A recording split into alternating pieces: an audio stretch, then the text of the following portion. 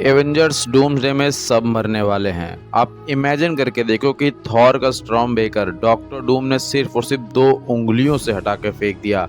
मतलब वो storm baker जिसको रोकने के लिए थैनोस को कितनी ज़्यादा पावर यूज़ करनी पड़ी थी, उसके बावजूद भी इन्फिनिटी स्टोन की पावर्स को क्रॉस करते हुए थैनोस के सीने में जाके वो स्टॉर्म बेकर धंस गया और थॉर ने थैनोस का गला काटा था उसी स्टॉर्म बेकर से। और उसको रोकने के लिए सिर्फ और सिर्फ डॉक्टर डूम को 2 उंगलियों का यूज़ करना पड़ा। Just imagine the aura of doctor Doom. Marvel cinematic universe के इतिहास का सबसे बड़ा gratitude villain doctor Doom. Avengers doomsday का पहला टीजर ट्रेलर 2 मिनट का रिलीज कर दिया है, जो कि यूट्यूब पे भी आज शाम को फिर कल शाम तक रिलीज कर दिया जाएगा 24 से 48 घंटे के बीच में। लेकिन उससे पहले जो लीक्स हमने देखी हैं उसके बारे में डिटेल में ब्रेक डाउन करने वाला हूँ। भाई इस वीडियो के अंदर आपको उस 2 मिनट के टीजर का बारी बारी सीन ब्रेक करके बताने वाला हूँ कि एक्चुअली एवेंजर्स डूम्सडे के ट्रेजर में होने क्या वाला और मूवी किस तरफ ये मूव करती हुई जा रही है, और एक्चुअली क्या कोई भी एवेंजर्स जिंदा बचने वाला है एवेंजर्स डूम्सडे के अंदर। तो ओवरऑल शुरू करते हैं। तो भाई एक्चुअली ओपनिंग सीन में हमें देखने को मिलता है प्रोफेसर एक्स, जो कि भाई अपने एक्स मैंसन में बैठे हुए हैं, खिड़की से बाहर की तरफ देख रहे हैं। एन इनकर्जन हो रहा है, मतलब कि धरती समाप्त हो रही है दूसरी धरती से टकरा करके और सब मरने वाले हैं।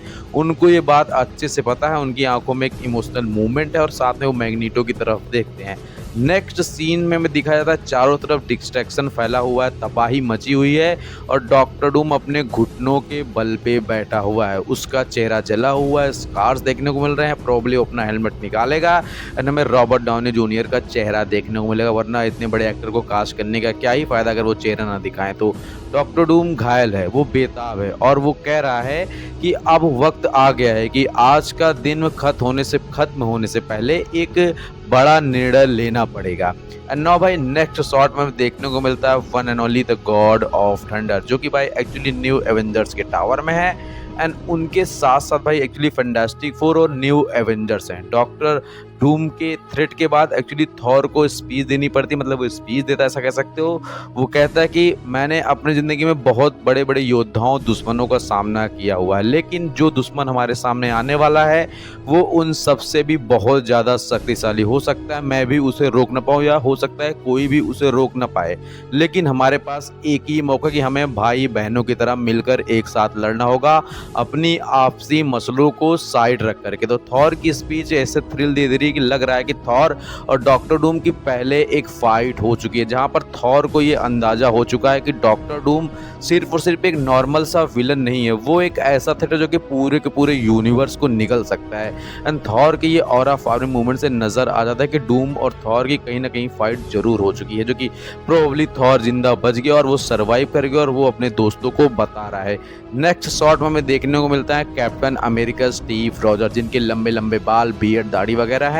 एंड वो अपने सिविलियन नॉर्मल ड्रेस में है। हमारे स्टीव रॉजर्स कैप्टन अमेरिका के यूनिफॉर्म में नहीं है, प्रोबेबली वो किसी और यूनिवर्स के स्टीव रॉजर्स भी हो सकते हैं, जो कि मल्टीपल टाइम ट्रेवल करके कहीं ना कहीं उनकी ओरिजिन एक पैराडॉक्स बनी गया होगा कि भाई एक्चुअली एक कैप्टन अमेरिका किसी मल्टीपल टाइम में, एक कैप्टन अमेरिका यहाँ, एक कैप्टन अमेरिका कहीं और। ये पैराडॉक्स जो है ये मल्टीपल टाइम में एक ही चीज़ को घुमाता रहता है, तो प्रोबेबली कैप्टन अमेरिका यही होंगे। एंड भाई एक्चुअली थॉर उनकी तरफ देखता कहता है ये तो असंभव है, ये होना ही नहीं चाहिए।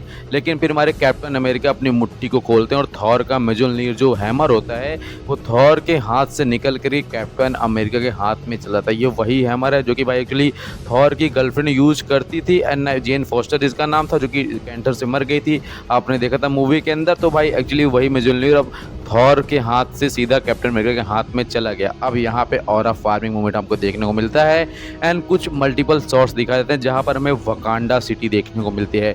एक्चुअली जो रेत वाला सीन आपको देखने को मिला था फैंटास्टिक फोर के 4th क्लू टीजर ट्रेलर में, जो कि रिसेंटली अभी आया हुआ था, एक्चुअली भाई वो रेत में था। लेकिन मजे की बात है कि भाई एक्चुअली वो रेत जो है वो समुद्र के नीचे है, मतलब नेमोर ने समुद्र को डिवाइड कर दिया है। समुद्र का एक हिस्सा जहाँ पर सिर्फ आपको पानी पानी देखने को मिलेगा, समुद्र का वो तल नीचे का हिस्सा जहाँ पर एक्चुअली पानी नहीं आ रहा है, पानी ऊपर ही कहीं रुका हुआ है, वहाँ पर उसने अपना शहर, अपनी सिटी बसा रखी है। वरना नेमोर बिना पानी के किसी काम का ना भाई। नेक्स्ट कुछ शॉट्स हमें देखने को मिलता है कि गैम्बिट और शैंग-ची फाइट कर रहे हैं एक दूसरे से। फिर येलेना बेलोवा के रूप में मिस्टिक्यू आ जाती है। मतलब मिस्टिक्यू ने एक्चुअली नताशा को तो देखा नहीं है, इसलिए वो येलेना बेलोवा जो कि एवेंजर्स की नई लीडर है, न्यू एवेंजर्स की नई लीडर है, उसका रूप ले लेती है। भाई इन सब के बीच में कुछ फाइट सीक्वेंसेस देखने को मिलते हैं। अब आ जाते हैं अपने मेन टॉपिक पर कि एक्चुअली डॉक्टर डूम और थॉर की फाइट का एक निष्कर्ष क्या निकलता है। देखो क्या है कि हो सकता है कि डॉक्टर डूम